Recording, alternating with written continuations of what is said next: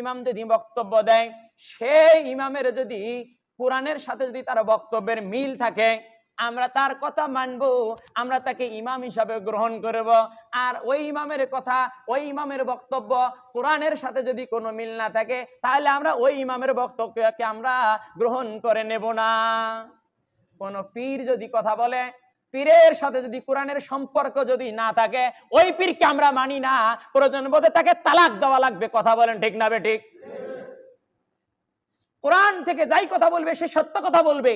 আর কোরআনের সাথে যদি কোনো ইমামের সম্পর্ক না থাকে, কোরআন বলতেছে একভাবে, ইমাম বলতেছে আরেকভাবে, তাহলে আপনারা বলেন কোরআনকে বাদ দিবেন না ইমামকে বাদ দিবেন? ইমামকে বাদ দিতে হবে।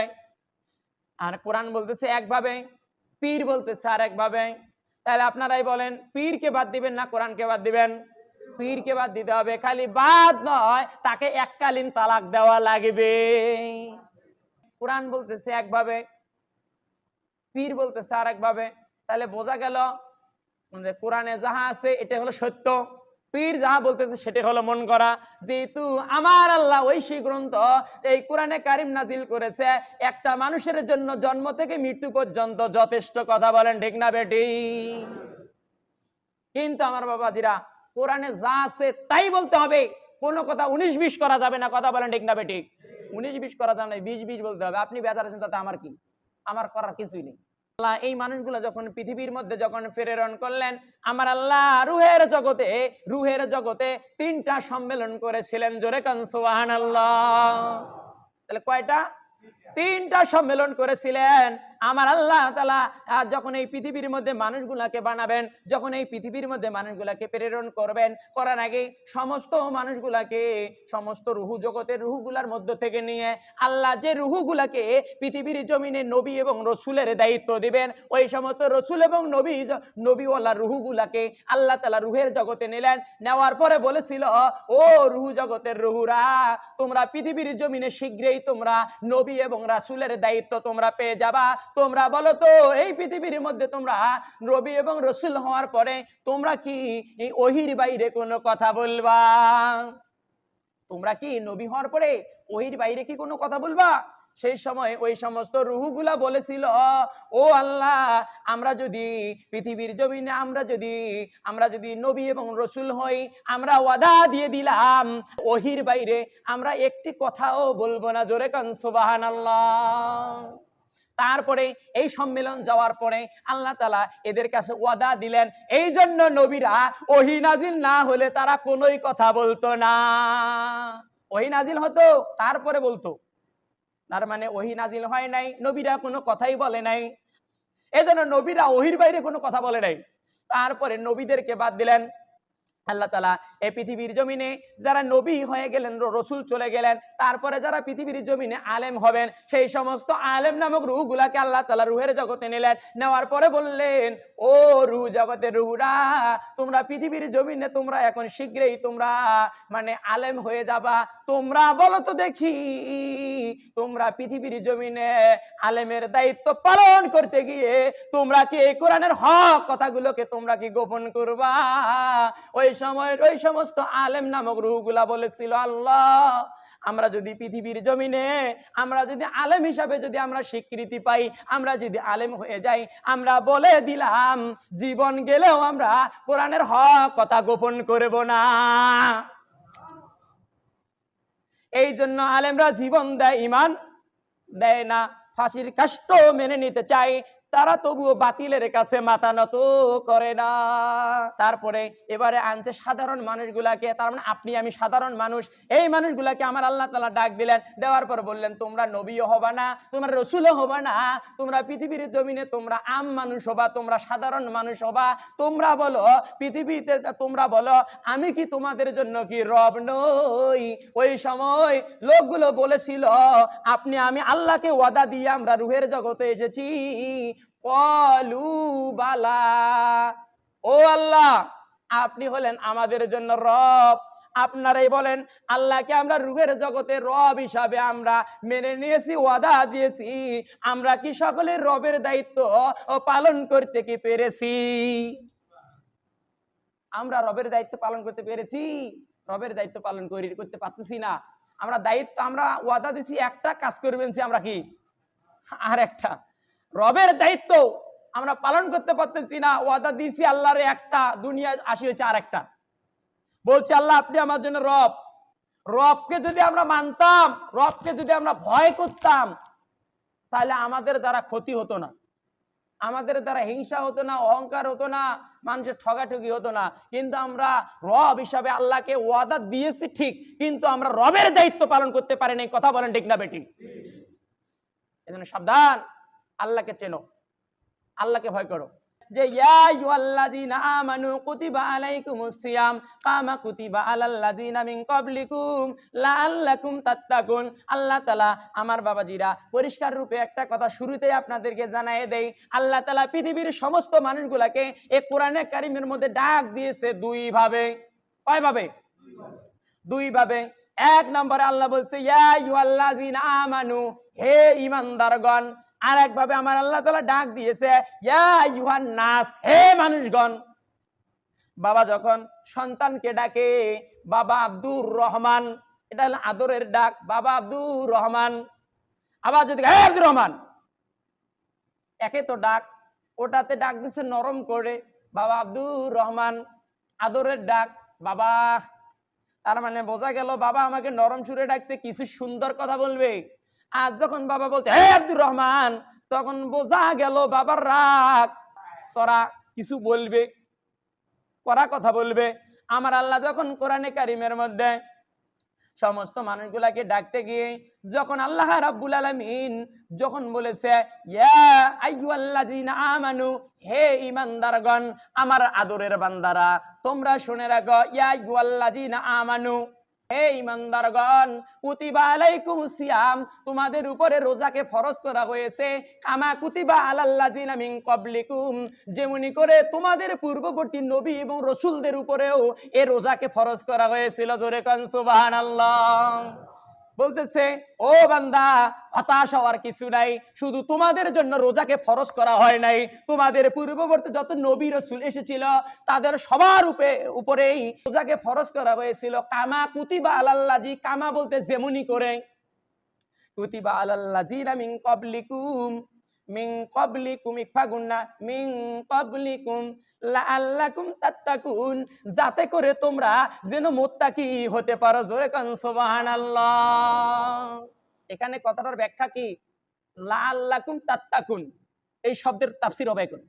লাআল্লাকুম তাত্তাকুন, তোমরা যাতে করে তোমরা মুত্তাকি হতে পারো, যাতে করে তোমরা খোদাভীরু হতে পারো, যাতে করে তোমরা আল্লাহওয়ালা হতে পারো। লাআল্লাকুম তাত্তাকুন, এর মাধ্যমে তোমরা খোদাভীরু অর্জন করে নিবা। জোরে কান সুবহানাল্লাহ। এখন প্রশ্ন হলো এখানে বলা হলো কি ইয়া আইয়ুহাল্লাযীনা আমানু, হে ঈমানদারগণ, তোমাদের উপরে রোজাকে ফরজ করা হয়েছে যেমনি করে পূর্ববর্তী নবীদের উপরে রোজাকে ফরজ করা হয়েছে। কিন্তু বাবাজিরা, এই কোরআন যদি আমরা যে রাতে আমরা পৌঁছে গিয়েছি, যে রাতে আমরা পদার্পিত হয়ে গিয়েছি, আল্লাহ তাআলা সে রাত সম্পর্কে এই আয়াতে কি কথা বললেন, কি জবাব দিলেন? এ বাবা ভালো করে শুনে রাখো, ওয়াজ তো মেলা শুনেছেন, শুনলেন, আমি গুনাহগার শোনা ওয়াজকে স্মরণ করে দিয়ে যাচ্ছি। বাবা রে, ভালো করে শুনে রাখো, এই যে আমরা যে রাতে প্রবেশ করেছি, আমরা ইয়া আইয়ুহাল্লাযীনা আমানু, হে ঈমানদারগণ, কুতিবা আলাইকুমুস সিয়াম, তোমাদের উপরে রোজাকে ফরজ করা হয়েছে। আচ্ছা বলেন, রোজা ফরজ না নফল? রোজা ফরজ। এখন আসো কার জন্য ফরজ?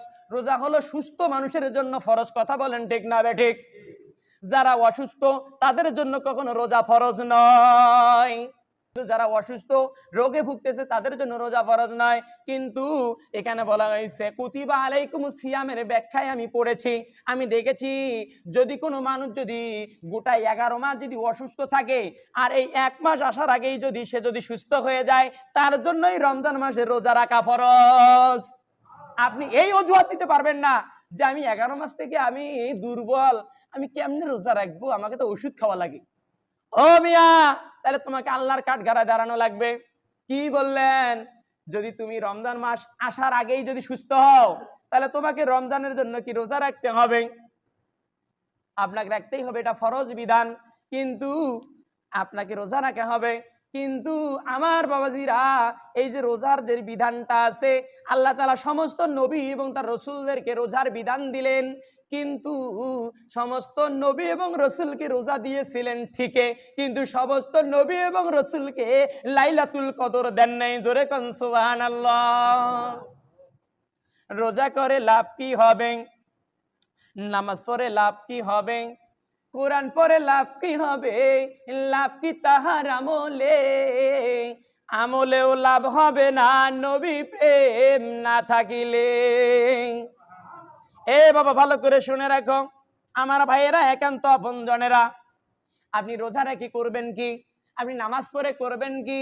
আপনি হজ করে করবেন কি? যদি নবী প্রেম আপনার অন্তরে না থাকে, আল্লাহর কসম একটা ইবাদত আমার মাওলার দরবারে কবুল হবে না। কথা বলেন ঠিক না বেটি? ঠিক না বেটি কথাটা? তাহলে আপনার নবী প্রেম থাকতে হবে। যারা নবীর ফলোয়ার, যারা নবীকে ভালোবাসে, ল্যাপের তলে যা ঘুমাইতে পারে না, বাড়িতে যা রেস্টেও তারা থাকতে পারে না। যেহেতু আমার নবী বলছে আজকের দিনটার ব্যাপারে, নবীজি বলেছে আজকের দিনটা হলো খায়রুম মিন আলফি শাহ, এ হলো হাজার মাসের চেয়ে উত্তম। জোরে কান সুবহানাল্লাহ। কিন্তু আপনি বাড়ির থেকে যখন বাড়াইছেন তখন এই মসজিদে আপনাকে চলে আসতে হবে, আর এইখানে সেরি সুবে সাদেক পর্যন্ত হলো, এটা একটা রাত হবে। এই একটা রাত যদি আপনি পূর্ণ করতে পারেন, তাহলে আপনার জন্য খায়রুম মিন আলফি শাহর, আপনাকে 1000 মাসের সওয়াব দেওয়া হবে, নইলে আপনার আমলনামায় দেওয়া হবে না, হবে না, হবে না। আপনি কি মনে করলেন? আপনি আসলেন আর এটা না খালি এই এখানে এসে হাজিরে খাতার নাম দিলেন আর আপনি 1000 মাসের আপনি সওয়াব পেয়ে গেলেন? কে বলেছে তোমাকে? কোন ইমাম বলেছে আপনাকে? আপনি দায়িত্ব পালন করছেন অর্ধেক, অর্ধেক করেছেন আপনি। তার কারণ কি? তার কারণ কি? আপনি যদি আপনাকে যদি কোনো একটা মানুষ যদি একটা কাজ দেয়, ওই কাজটা যদি পরিপূর্ণ না হয়, আপনাকে যেমন করে ওই কামলার দাম যেমন সমান দেবে না, তেমনি করে আমার মাওলার দায়িত্ব পালন করতে গিয়ে আপনি পালন পুরাটাই করা লাগবে। পালন বলতে কি? মনে করেন আপনি, আল্লাহ তাআলা বললেন কি, যে আল্লাহ তাআলা নবী বললেন যে রমজান মাসে এমন একটা রাতকে আমার আল্লাহ তাআলা দিয়েছে আমার উম্মতের জন্য। কি বলবো রে বাবা, দুঃখের কথা। বিশ্ব নবীর উম্মত হওয়ার পরেও তুমি এই দিনকে চিনলা না। তুমি মুসলমান না মুনাফিক, এটা আর আমি বলতে চাই না। এই নবীর উম্মতের ব্যাপারে কত বড় কথা বলা হয়েছে। এই নবীর উম্মত যতক্ষণ পর্যন্ত জান্নাত যাবে না, ততক্ষণ পর্যন্ত কোন নবীর উম্মতের জন্য জান্নাতের দরজা খোলা হবে না। আমার নবী বললেন, আমার নবী বলতেন সাহাবীরা রে, অন্যান্য নবীদেরকে রোজা দিয়েছিল ঠিক, কিন্তু তাদেরকে লাইলাতুল কদর আমার আল্লাহ তাআলা দেন নাই। আমার আল্লাহ তাআলা লাইলাতুল কদর দেওয়ার কারণে আমার উম্মতের জন্য মর্যাদা আরো বেড়ে গেছে। জোরে কোন সুবহানাল্লাহ।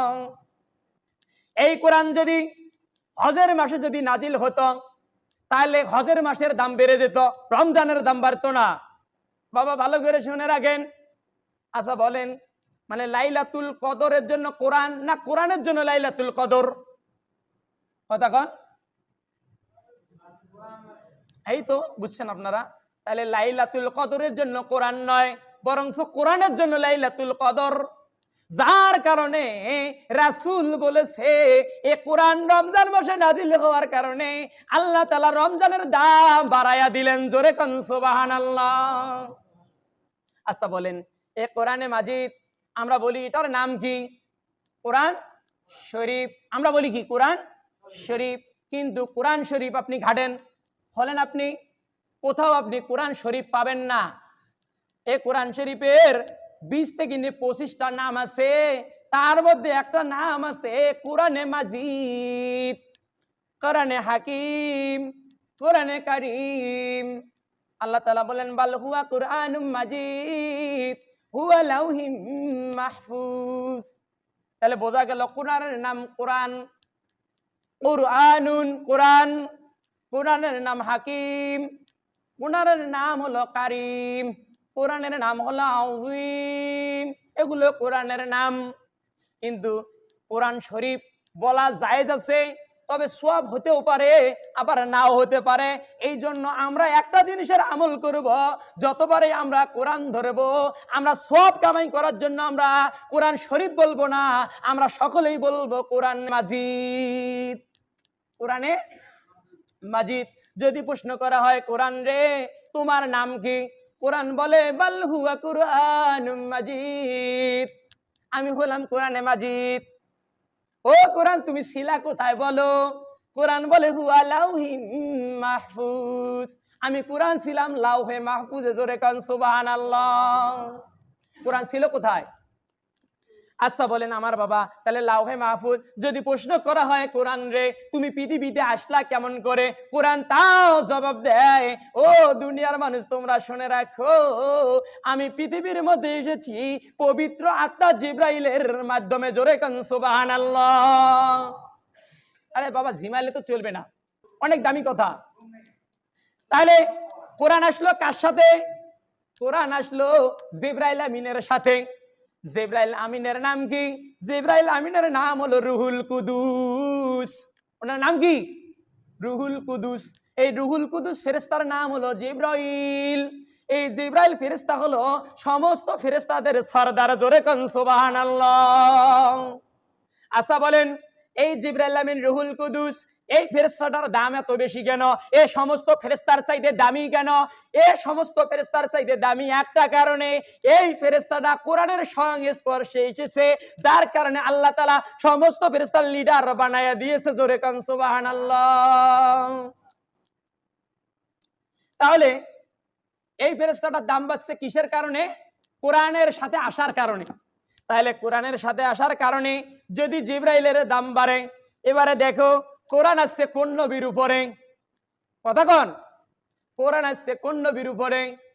বিশ্ব নবী জনাবে মুহাম্মাদুর রাসূলুল্লাহ সাল্লাল্লাহু আলাইহি সাল্লামের উপরে। আচ্ছা বলেন তো 1,24,000 নবী, মতান্তরে 2,24,000 নবীর সব নবীদের সরদার কোন নবী? বিশ্ব নবী। আর এই বিশ্ব নবীর দাম বাড়লো কেন? সব নবীকে আল্লাহ তাআলা কিতাব দিয়েছে, সহিফা দিয়েছে, কিন্তু নবীদেরকে মাগার আল্লাহ কোরআন দেয় নাই। কোরআন দিয়েছে একটা নবীকে, ওনার নাম হলো বিশ্ব নবী জনাবে মুহাম্মাদুর রাসূলুল্লাহ। সকলে বলি সাল্লাল্লাহু আলাইহি ওয়াসাল্লাম। এই কোরআন শরীফ বিশ্ব নবীর কাছে নাজিল হওয়ার কারণে আল্লাহ বিশ্ব নবীর সম্মান বাড়ায়া দিল। শুধু সম্মান বাড়ায়া দেয় নাই, সমস্ত নবীদের নবী বানায়া দিয়েছে। কিয়ামতের মাঠ যেদিন কায়েম হবে, মুসা বলবে, ও নবী মুহাম্মদুর রাসূলুল্লাহ, আমি হলাম মুসা, আমার উম্মতের জন্য আসি নাই, আমি মুসার জীবন বাঁচে না, তুমি আমার জন্য সুপারিশ করো। আদম নবী বলবে, আমি আদম, ও নবী মুহাম্মদ তুমি আমার জন্য একটা সুপারিশ করো। এবারে ঈসা বলবে, আমি হলাম ঈসা, তুমি আমার জন্য একটু সুপারিশ করো। দাউদ বলবে, আমি দাউদ, আমার জন্য একটু সুপারিশ করো। তাহলে বোঝা গেল সমস্ত নবী বিশ্ব নবীর কাছে এসে সুপারিশ করার জন্য প্রার্থনা করবে। কিন্তু আমরা বিশ্ব নবীর উম্মত হওয়ার কারণে আমাদেরকে নবীর কাছে যাওয়া লাগবে না। আমার নবী আমাদের জন্য পাগল করা হয়ে কিয়ামতের মাঠে সিজদায় পড়ে থাকবে। জোরে বলেন ঠিক না বেটি? সেই দিন আমার নবী সুপারিশ করে করে আমাদেরকে জান্নাত পাঠিয়ে দিবে। কিন্তু আমার বাবা এই জন্য বললাম, তাহলে জিব্রাইলের কাছে কোরআন থাকার কারণে জিব্রাইল দামি, নবীর কাছে কোরআন নাজিল হওয়ার কারণে আমার নবী বিশ্ব নবী দামি। কিন্তু যে রাতে কোরআন নাজিল হইল সে রাতটা দামি না কম দামি? কথা কন, দামি। তাইলে জিব্রাইলের সাথে কোরআন থাকার কারণে জিব্রাইল দামি। এবারে আসে নবীর কাছে কোরআন নাজিল হওয়ার কারণে নবী দামি। তাহলে যে দিনটার কাছে কোরআন আসলো সেই দিনটার দাম কত বেশি সেটা জানার দরকার আছে না নাই? সেই দিনটা এত দামি, আমার নবী বলছে খয়রুম মিন আলফি শাহর, এটা হলো 1000 মাসের চেয়ে উত্তম। আর 1000 মাসটা বুঝবা কেমন করে? 83 বছর 4 মাসে হবে 1000 মাস। এখানে বলছে 1000 মাসের চকি। অনেক ভাইয়েরা বলতে পারেন তাহলে 83 বছর 4 মাস হলেই তো এটার পূর্ণ সওয়াব হয়। না না না, ভুল বুঝবেন না। তাহলে আল্লাহ তাআলা খয়রুম কথা কেন বললেন? খয়রুম শব্দের অর্থ হলো উত্তম, ভালো। তাহলে বোঝাইল খয়রুম মিন আলফি শাহর, 1000 মাসের চেয়ে উত্তম। তাহলে বোঝা গেল 1000 মাসের চেয়ে তো এটা অনেক দামি। এটা 1000 মাসে সীমাবদ্ধ নয়, 1000 মাসের চকি দামি। তাহলে আমরা এক রাতে 83 বছর 4 মাসের আমরা ইবাদত করে নিলাম। এই জন্য নবী বলেছে অন্যান্য নবীদেরকে আল্লাহ রোজা দিয়েছে ঠিকই, লাইলাতুল কদর আমার আল্লাহ তাআলা দেন নাই, জোরে কোন সুবহানাল্লাহ। আর আমি নবীর উম্মতেরকে আল্লাহ তাআলা লাইলাতুল কদর দিয়ে তাদের সম্মান আমার আল্লাহ বাড়িয়ে দিয়েছে। তার কারণ কেন? নবীজি সে কথাও বললেন। তার কারণ কেন? যে আমার উম্মত গুলা হায়াত পাবে কম। কি পাবে? হায়াত পাবে কম। আমার উম্মত গুলা এত দামি হবে কেমন করে, জান্নাত যাবে এত সহজে কেমন করে? অন্যান্য নবীদেরকে লম্বা হায়াত দেওয়া হয়েছিল, অন্যান্য নবীর উম্মতকে লম্বা হায়াত দেওয়া হয়েছিল, কিন্তু আমার নবী বলতেছে আমার উম্মতকে এত শর্ট সময় হায়াত দেওয়া হলো, কিন্তু আমার উম্মত কেমনে করে এত শর্ট সময়ে মুত্তাকি হবে, জান্নাতি হবে? এই জন্য আমার আল্লাহ আমার উম্মতকে অন্যান্য নবীর উম্মতের আগে জান্নাত দেওয়ার জন্য, দামি বানানোর জন্য অল্প সময়ের ভিতরে লাইলাতুল কদর আল্লাহ তাআলা দিয়ে দিলেন, জোরে কোন সুবহানাল্লাহ। তাহলে কোরআনের কারণে, তাহলে বোঝা গেল কোরআনের কারণে রমজান, লাইলাতুল কদর। আর কোরআন নাজিল হওয়ার কারণে জিবরাইল ফেরেশতা ধরে আসার কারণে উনি দাবি, নবীর কাছে নাজিল হওয়ার কারণে নবী দামি, যে দিনে আসলো সে দিনটাও কি দামি। আর এই দিনে যারা রাত জেগে ইবাদত করবে তারা 1000 মাসের তারা সওয়াব কামাই করে নেবে, জোরে কোন সুবহানাল্লাহ। আর আমার আল্লাহ বললেন বান্দারে জেনে রাখো, জেনে রাখো আমি আল্লাহ তাআলা লাইলাতুল কদরে রোজা দিলাম, আর রোজার ভিতরে লাইলাতুল কদর দিলাম। আর লাইলাতুল কদর পাওয়ার পরে তোমরা কি করবা? তোমরা লাইলাতুল কদর পাওয়ার পরে তোমরা খুশি হবারে বান্দা, তোমরা খুশি হয়ে যাবা। এই লাইলাতুল কদরের রাত, ও বান্দারে তুমি যদি রাত জেগে জেগে যদি ইবাদত করতে পারো, আমি আল্লাহ সেই দিন এই আরশটার মধ্যে চলে আসি আর বলি বান্দারে তোমরা কে আছো আজকে আমার কাছে গুনাহ মাফ চাবা? আমি আল্লাহ তোদের গুনাহ মাফ করে দিয়ে আজকে কদর রাতে তোমার কপালে জান্নাত বরাদ্দ করে দেব। ও বান্দারে তোমাকে আমি যে জান্নাত দেব, সেই জান্নাতটা কেমন হবে রে বান্দা, এটাও আমি পরিষ্কার রূপে জানিয়ে দেব। বান্দারে তোমাকে আমি আল্লাহ জান্নাত দিয়ে দেব। ও বান্দা ওই জান্নাতটার মধ্যে 2টা জিনিস তোমার জন্য সুখবর থাকবে, তোমরা জেনে রাখো। 1 নম্বরে ওই জান্নাতটা আমি আল্লাহ তোমারে দেব, আর ওই জান্নাতের মধ্যে আমি আল্লাহ নিজেই তোমার সাথে দেখা করব, জোরে কোন সুবহানাল্লাহ। এ বাবা ভালো করে শুনে রাখো, আল্লাহ তাআলা কোন জান্নাতীর সাথে দেখা করতে চায় নাই, জান্নাত দিতে চাইছে, কিন্তু এইভাবে বলে নাই যে আমি অমুক জান্নাতে দেখা করব। কিন্তু আল্লাহ এখানে বলেছে যে আমি রোজাদারকে পুরস্কার দিলাম 2টা। 1 নাম্বার পুরস্কার হলো আমি তাকে জান্নাত দেব, 2 নাম্বার পুরস্কার হলো ওই জান্নাতে আমি আল্লাহ দেখা করব, জোরে কোন সুবহানাল্লাহ। তাহলে 1 নাম্বার বাবা গো, আমি আল্লাহ তোমারে জান্নাত দেব, ওই জান্নাতে আমি আল্লাহ তাআলা তোমার সাথে দেখা করব। এই কথাটা কোথায় বললেন? এই কথাটা বলতেছেন আস-সাওমুলি ওয়া আনা আযবিহি। ভালো করে শোনো, আস-সাওমুলি ওয়া আনা আযবিহি। আস-সাওমুলি, সাওম বলতে রোজা, রোজা হলো আমার জন্য, আর রোজার প্রতিদান আমি আল্লাহ নিজেই দিয়ে দেব, জোরে কোন সুবহানাল্লাহ। কয় রোজা আমার জন্য, আর রোজার প্রতিদান আমি আল্লাহ নিজেই দিয়ে দেব। রোজার প্রতিদানটা আবার কি? রোজার প্রতিদান হয়ে যাবে তোমার জন্য জান্নাত। আর আমার আল্লাহ বলছে রোজার প্রতিদান যে আমি আল্লাহ জান্নাত দেব, এটা কোনো নবীর হাত দিয়ে আমি দেব না, এটা কোনো রসুলের হাত দিয়ে দেব না, আমি আল্লাহ নিজেই আমার হাত দ্বারা আমি তোমাদের হাতে জান্নাত তুলে দেব, জোরে কোন সুবহানাল্লাহ। তাহলে কত বড় কথা বলছি কেন রোজাদারের ব্যাপারে, আপনি কি চারটিখানি কথা? এটা বিশাল কথা। আল্লাহ তাআলা বললেন রোজাদারের দাম এত বাড়লো কেন? ও বাবা দেখো ইফতারি সামনে 1টা মিনিট বাকি, তবুও দেখো আল্লাহর বান্দারা খায় না। আমার আল্লাহ বলে ও ফেরেশতারা দেখো আমার বান্দা দিঘির পারে গোসল করতে গেল, ইচ্ছা করলে পানির তলে ডুব দিয়েছে, ইচ্ছা করলে পানিটা খাইতে পারে, তৃষ্ণা। দেখো আমার বান্দা খানা সামনে খাইতে পারে, আমার বান্দা খাইলো না। ও ফেরেশতারা রে আমার বান্দারা খায় না কেন? দেখো তো দেখো তো, তোমরা বলো তো।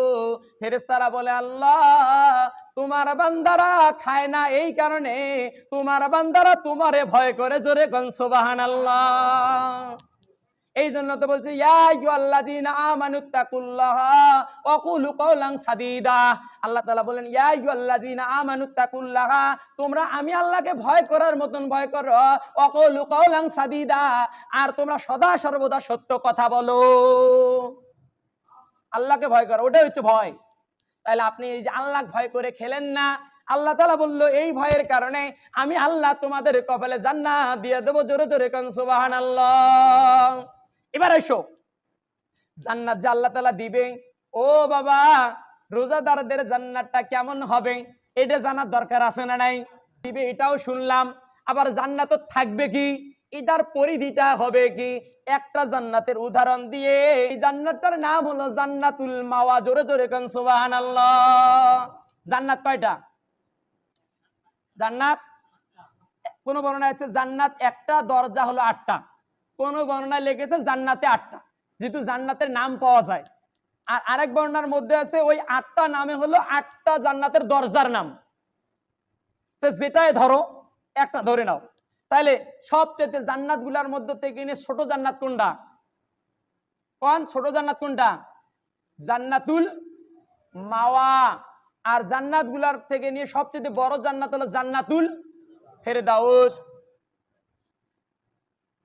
আল্লাহ তাআলা বললেন ইয়া আইয়ুহাল্লাযীনা আমানু ওয়া আমিলুস সলিহাতি কানাত লাহুম জান্নাতুন ফিরদাউসিন নুজুলা।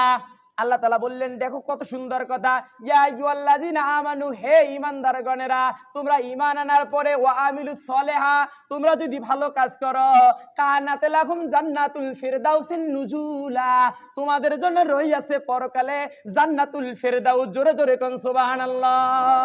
তাহলে সবচেয়ে বড় জান্নাত হলো জান্নাতুল ফেরদাউস, আর সবচেয়ে ছোট জান্নাতের নাম হলো জান্নাতুল মাওয়া।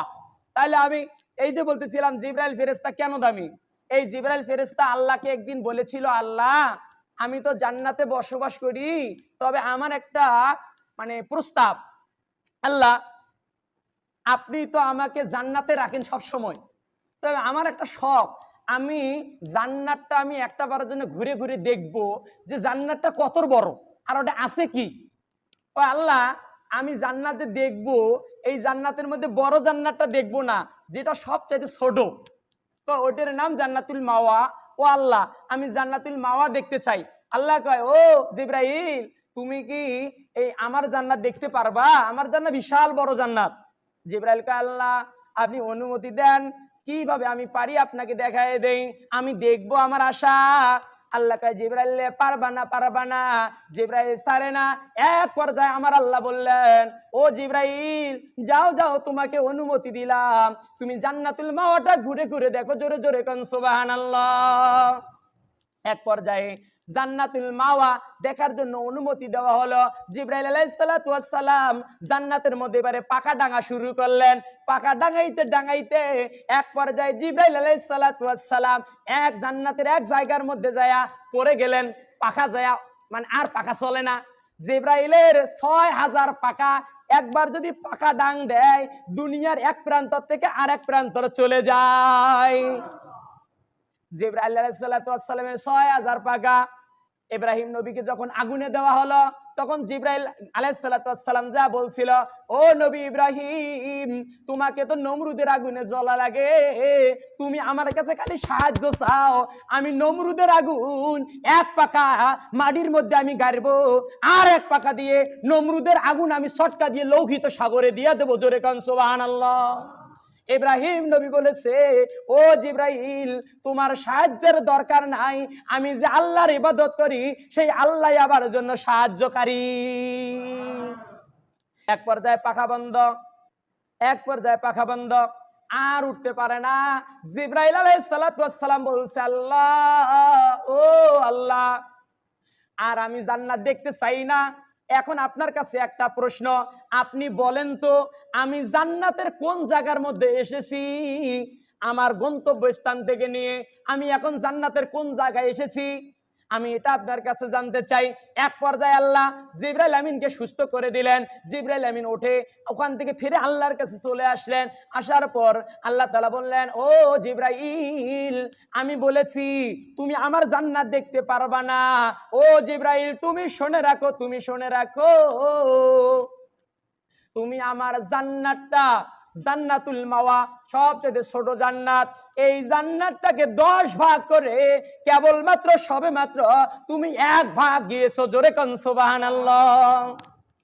ইব্রাহিম বলছে, আল্লাহ আপনি বলেন তো আমি কত বছর পাখা মারছি? আল্লাহ বলছে, জিবরাইল রে তুমি শুনে রাখো, 100 বছর 200 বছর নয়, 100 বছর 200 বছর নয়, 300 বছর নয়, তুমি প্রায় 950 বছর পাখা মারার পরে তুমি জান্নাতের কেবলমাত্র 10 ভাগের 1 ভাগ গিয়েছো। জোরে কোন সুবহানাল্লাহ। তাহলে আল্লাহ তাআলা যে জান্নাত দিবে, জান্নাতুল ফেরদাউস, তাহলে সেটা কত বড়? সবচেয়ে যেটা ছোট জান্নাত সেটা হলো জান্নাতুল মাওয়া, 950 বছর পাখা মারার পরে 10 ভাগের 1 ভাগ। তাহলে আল্লাহ যে আপনারে আমারে জান্নাতুল ফেরদাউস দিতে চেয়েছে, ইয়া আইয়ুহাল্লাযিনা আমানু, ঈমান আনার পরে ভালো কাজ করার পরে আল্লাহ যে আমারে জান্নাতুল ফেরদাউস দিতে চাইলো, সে জান্নাতটা তাহলে কত বড় হতে পারে রে ভাই? তাহলে আমি বলতেছি, যারা রোজা রেখেছো আল্লাহ তাআলা তোমাদেরকে মাফ করে দিয়েছে, আল্লাহ তাআলা তোমাদের গুনাহগুলো ক্ষমা করে দিয়েছে। আর এই রমজানটা, এই রমজান মাসের আমল হলো 2টা। এই রমজান মাসের মধ্যে মূল ইবাদত কয়টা? শুনে যাও, রমজান, এই রমজানে তো আর কাজে লাগাতে যদি না পারেন, সামনের রমজানের শুরুতেই যেন কাজে লাগান। যেহেতু সামনের রমজান পর্যন্ত আমি নবী বাঁচে থাকতে পারবো কিনা এটার কোনো গ্যারান্টি নাই। এটা আমি সামনের রমজানের একটা প্রস্তুতি আমি দিয়ে গেলাম। এই রমজান মাসে আমল হবে 2টা। 1 নম্বরে রমজান মাসে বেশি বেশি করে নফল নামাজ হবে, আর রমজান মাসে বেশি বেশি করে কোরআন পড়া লাগবে। এই 2টা কথা হাদিসত পাওয়া যায়। যেহেতু রাসূল বলেছে রমজান মাসে একটা নফল ইবাদত করলে 70টা ফরজ ইবাদতের সওয়াব দেওয়া হয়। জোরে কোন সুবহানাল্লাহ। নফলকে ফরজ বানিয়ে দেয়। রমজান মাসে মান্তি রোজা চলে না।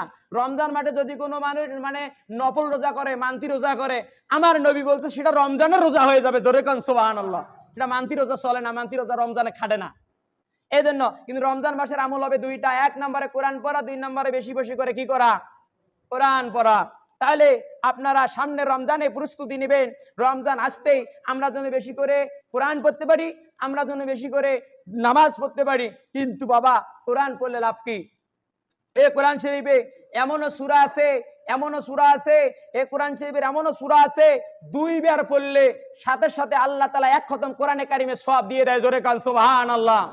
সূরাতুল জিলজাল, এই সূরাকে যদি কোনো মানুষ 2 বার তেলাওয়াত করে তার আমলনামায় 30 পারা কোরআনের সওয়াব দেওয়া হয়। জোরে কান সুবহানাল্লাহ।